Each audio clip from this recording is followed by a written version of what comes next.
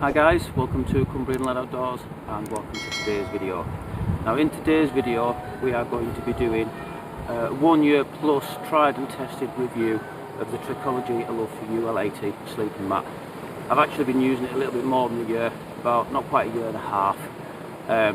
So I've done my first initial review video of it, which initial thoughts and what I expected from it.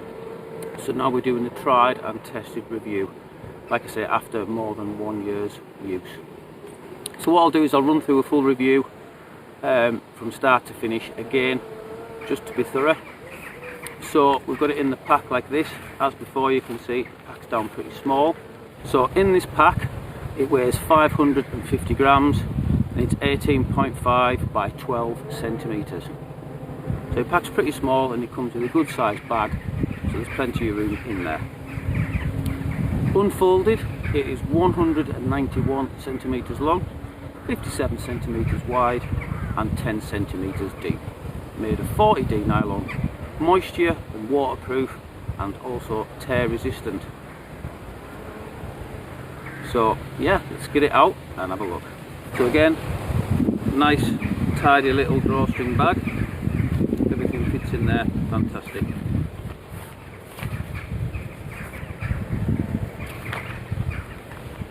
It does come with puncture repair kit, and we'll come back to that later on in the review.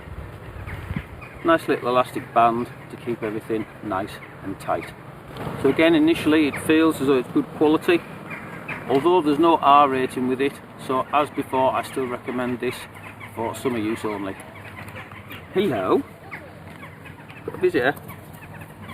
So yeah, the valve system is a dual valve system. So one top pops off where you inflate it. The exped nozzle does fit that, so ideally you want to be using that or a little pump, but you can blow it up by mouth as well. And then to let it down really quickly, a secondary nozzle lets the air out really quickly. If you've watched my first initial review video, you'll have seen that already. So again, just to show you what it's like, we'll blow it up by mouth and then we'll have a lay on it and see what we're thinking about it still.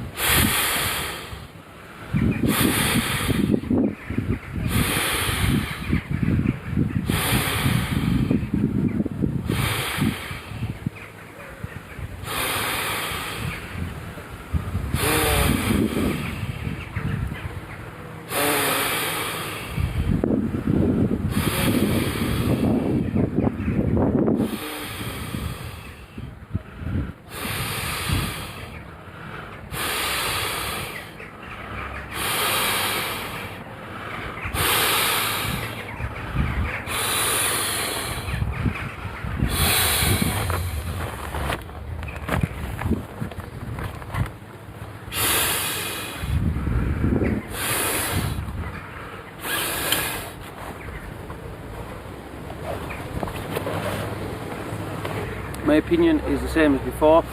I do like the curved sides, and to a certain extent I do like the thickness. Obviously still extremely comfortable, the most comfortable mat that I've slept on.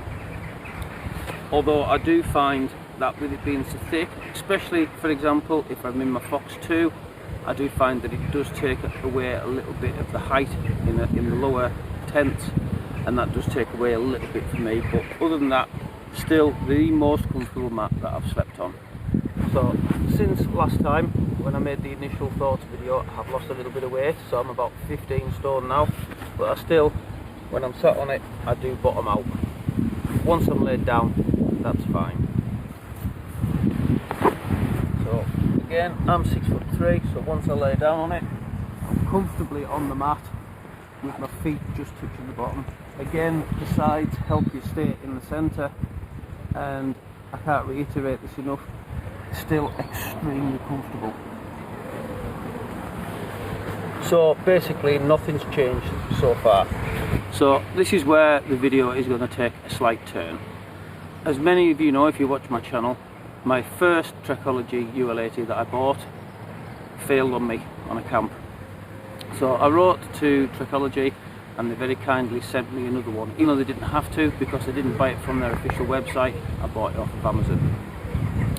So from then I've been using the second mat that was sent to me with no issues until of late, where the second mat has once again failed on me on a camp, which isn't ideal. So the big question is, am I going to be buying a third Trekology UL80? And unfortunately the answer is no. It's just not worth the money. There's better, more reliable mats out there. So I just don't find that the UL80 is reliable enough. I've been let down twice now, and I don't fancy being let down a third time. I am aware that Trekology have brought out the UL140, which is a similar design with a built-in pillow and a foot pump. Now I don't particularly like the look of that. I think for tent camping it's just going to be too much of a faff. So I'll not be investing in that. Now, is this the end of the UL80? For me, not unless Trekology can improve the UL80 design. So I have got some ideas. I have checked this mat and I can't find any leaks. So what I believe the issue is this valve system here. So I believe that if Trekology improved the valve system, made it so it wasn't quite as thick, you could maybe drop down to 7 or 8 centimeters and gave it a decent R rating, and possibly looked at a better material, a better, more robust material, and come up with a newer model, would I be tempted for the comfort? Absolutely I would.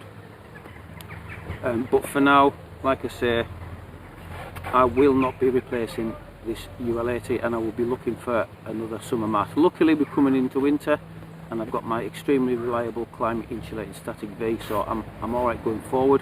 But for next summer I will be looking for another sleeping mat. So yeah, off of the back of that, I can't advise you guys to buy it. I really can't.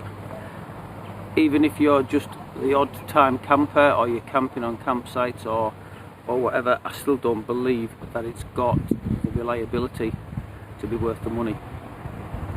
So what was a thumbs up from a Cumbrian lad, unfortunately, is now a thumbs down.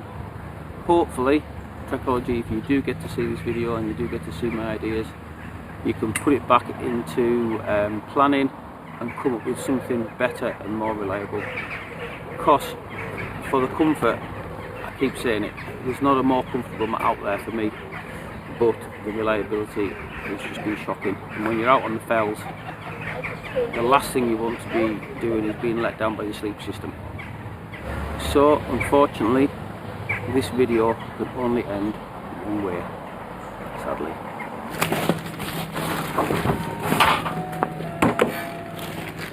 So I hope you've enjoyed that full tried and tested review of the Trekology UL80. I hope you found it useful, and I hope it's avoided you coming across any problems while you're out.